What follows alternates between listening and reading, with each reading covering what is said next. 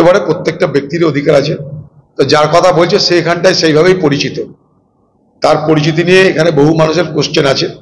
সে কমসে কম সাধু বা সন্তের বা সন্ন্যাসীর যে চরিত্র হওয়া উচিত সেই চরিত্র তার নেই, এটা এলাকার সব মানুষ জানে। সে সরাসরি রাজনৈতিক ব্যক্তিত্ব হিসাবেই এলাকার মানুষের কাছে পরিগণিত হয়।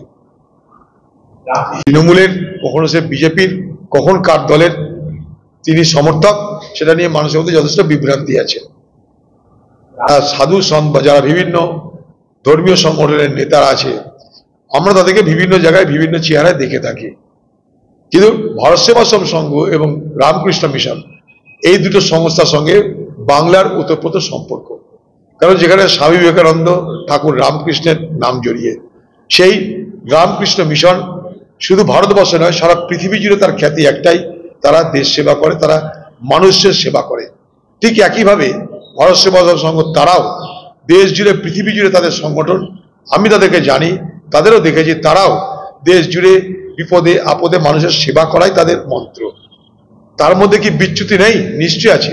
সেই বিচ্যুতির কোনো কোনো উদাহরণকে সামনে রেখে আজকে শাসক দল, যারা ধর্মের নামে দেশে রাজনীতি করতে সিদ্ধহস্ত, যারা ধর্মকেই দেশের রাজনীতি সব থেকে বড় হাতিয়ার বলে মনে করে, যারা ভারতবর্ষে হিন্দু মুসলমান রাজনীতি করাকেই রাজনীতির একমাত্র পন্থা বলে মনে করে, তাদের মুখে এ ধর্মের কাহিনী মানায় না।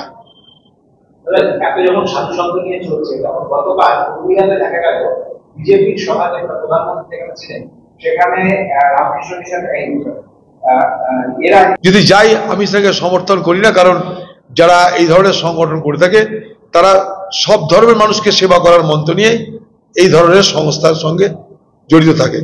যদি কেউ মনে করে যে প্রধানমন্ত্রী কেন, কাউরির মঞ্চে যাওয়া উচিত, না কংগ্রেস না বিজেপি না তৃণমূল, কাউরির মঞ্চেই এই সমস্ত মানে যারা ধর্মীয় সংগঠনের নেতা, যারা ধর্মীয় সংগঠন করে থাকেন, তাদের যাওয়া উচিত না। পঞ্চম মাওবাদী হয়েছে, বোমা উদ্ধার হয়েছে, লিলুয়াই আগ্নেয়াস্ত্র, এবং ব্যারাকপুরের ক্ষেত্রে অর্জুন সিংকে মানে প্রকাশ্যে হুমকি দিচ্ছে যে দেখে নেবো। না, ব্যাপারটা যে তৃণমূল খুব হতাশাগ্রস্ত হয়ে গেছে, তাই তারা ডেসপারেট হয়ে যাচ্ছে, আক্রমণের রাস্তা নিয়ে নিচ্ছে। প্রথম তাদের এই রকমের তেজ ছিল না, এই রকমের আক্রমক ছিল না তারা, কারণ তখন তারা ভেবেছিল যে সব ঠিকঠাক চলছে। কিন্তু এখন যত ফেজ এগিয়ে যাচ্ছে, তত তৃণমূল বুঝতে পারছে তাদের পায়ের তলার মাটি হালকা হয়ে যাচ্ছে।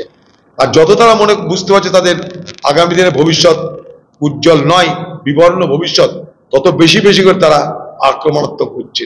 তাই এদের আক্রমণ দিনের পর দিন বাড়বে, নির্বাচনের পর আরো বাড়বে।